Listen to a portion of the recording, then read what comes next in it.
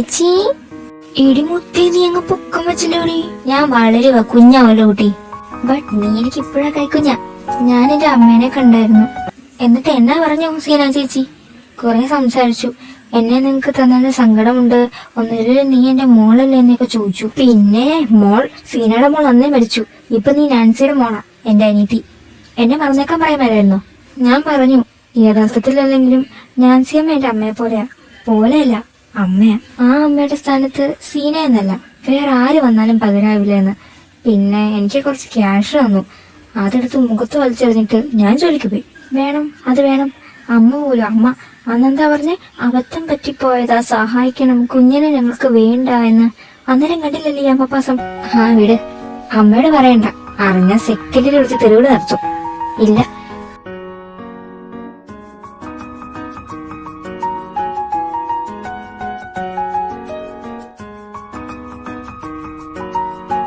നാൻസിക്കുട്ടി.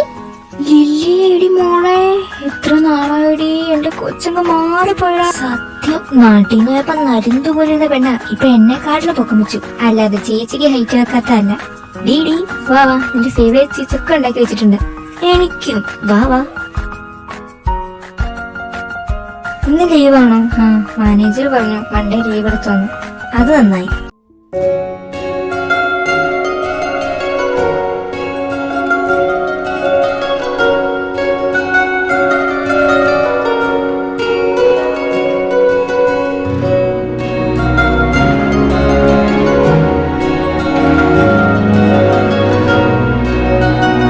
ഇന്ന് വിളിച്ചില്ലേ?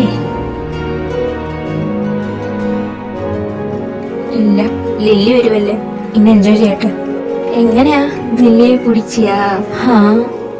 കള്ളപ്പന്നി. അപ്പൊ അറിയില്ലടാ എനിക്ക്. അവളോട് എന്ത് ഫീലിങ്സ് ഒന്ന് റിയലൈസ് ചെയ്യാൻ പറ്റുന്നില്ല. Take some time, then confuse your love. അല്ലേ കൈവിട്ട് പോയിട്ട് വണ്ടി കാര്യമില്ല. ഇല്ലടാ, കൈവിട്ട് പോയില്ല. ഞാൻ പോവാൻ സമ്മതിക്കില്ല. അമ്പമ്പോ, അപ്പൊ മൈൻഡിൽ സംതിങ് മതി. അതെ അതെ, ജോയിനെന്തുകൊണ്ട് അല്ലാതെ ഒരു ഫാൻ ഇങ്ങനെ നമ്പർ തപ്പി പിടിച്ച് കഷ്ടപ്പെടാൻ തയ്യാറാവില്ല. കേട്ടത്രയും വെച്ച് he's A loyal man and do anything for you. ശരിക്കും യാ, ഇറ്റ്സ് മൈ ഒപ്പീനിയൻ. അറിയില്ല, നമ്മൾ എക്സ്പെക്ട് ചെയ്യുന്ന പോലെ എല്ലാവരും, എസ്പെഷ്യലി മെൻസ്. ഇനി എന്താക്കാനാ പ്ലാൻ? ഇനിയും ഫ്രോഡാണോ? ഒന്നും പറയാൻ ഒക്കൂല. ഇപ്പോഴത്തെ ജനറേഷൻ അല്ലേ, തട്ടിപ്പ് പല വിധത്തിലാണല്ലോ.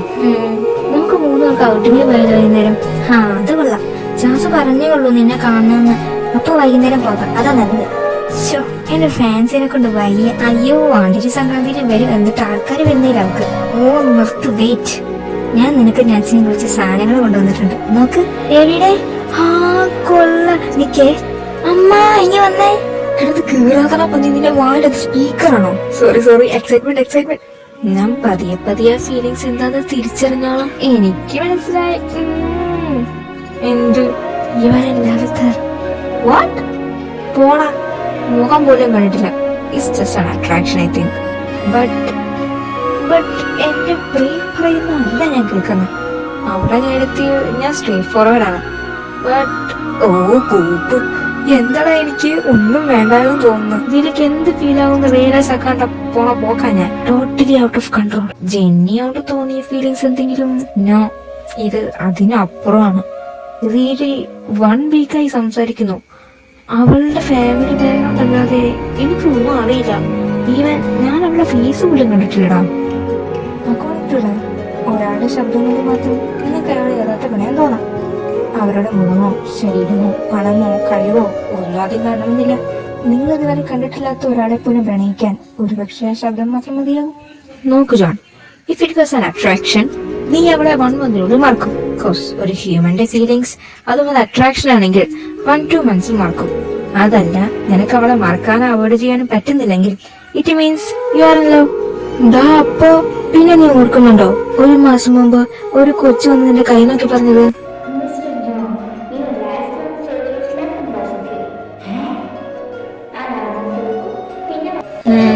Your life gonna cherish like the blossom tree. ഇപ്പൊ കറക്റ്റ് ആയി. അപ്പൊ ഒരു വോയിസ് ആണ് നിന്റെ ലൈഫ് ബ്ലൂം ചെയ്യാൻ പോകുന്നത്. You mean you are going to most cherish?